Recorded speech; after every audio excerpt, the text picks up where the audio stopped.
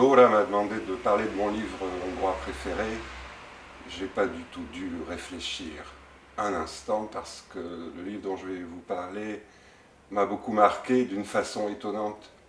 Je sais pas pour vous, mais à mon âge, passé la cinquantaine, je m'aperçois que tous les livres qui m'ont le plus marqué dans l'existence l'ont fait soit quand j'étais enfant, soit jeune homme ou un peu plus. Mais rarement comme celui-ci, alors que j'avais passé la quarantaine. Et pour moi, c'est donc une aventure marquante et plutôt rare, comme une redécouverte de ce que peut faire la littérature quand elle est poussée à un point presque fou.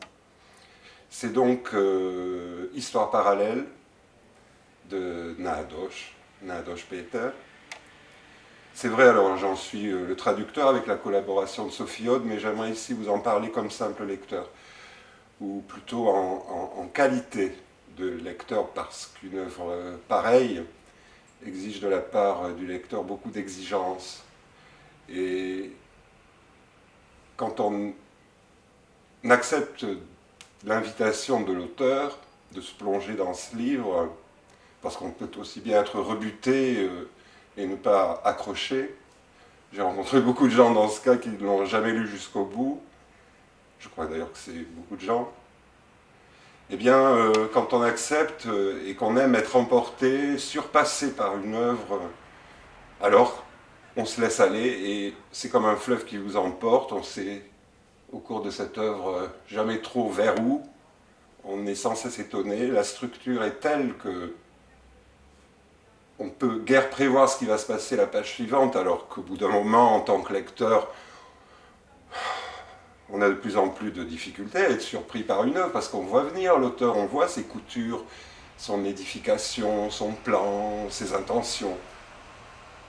Nádas nous dit qu'il a bâti cette œuvre sur le modèle du chaos,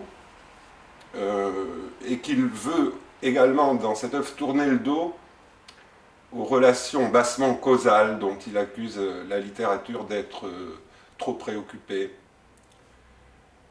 Et c'est vrai qu'on a du mal à relier tous les personnages entre eux, d'autant plus qu'ils sont au-delà de peut-être 200.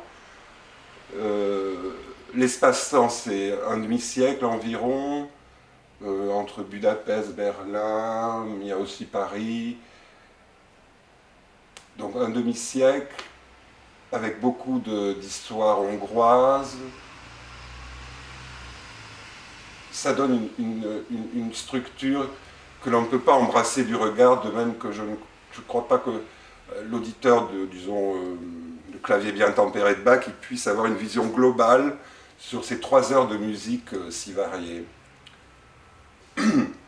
D'une page à l'autre, on est emporté et l'auteur procède par focus, soit un panorama très large ou soit un resserrement, un approfondissement sur tel thème, tel qu'il peut durer jusqu'à 100 pages, comme une scène d'amour, où les moindres parcelles de l'âme et du physique seront décrites avec une rigueur, mais également une sensibilité et une intelligence qui, pour moi, sont chaque fois convaincantes. Ce livre a été accusé de pornographie par certains imbéciles, mais il est bien certain que ça n'en est pas. C'est l'analyse sans préjugés et sans limite de l'être humain, et donc il faut bien inclure la sexualité. C'est rien de plus qu'un élément parmi d'autres, mais dont l'importance également va jusqu'au symbole, avec l'analyse du phallus en tant que pouvoir. Je m'égare un peu, je perds mon fil. C'est d'ailleurs ce qui arrive très souvent en lisant ce livre. On perd complètement le fil, c'est ce qui m'a plu. Et j'aimerais que d'autres soient, comme moi, emportés par ce livre. En donner le goût est certainement difficile avec de simples mots et des mots maladroits, je crois.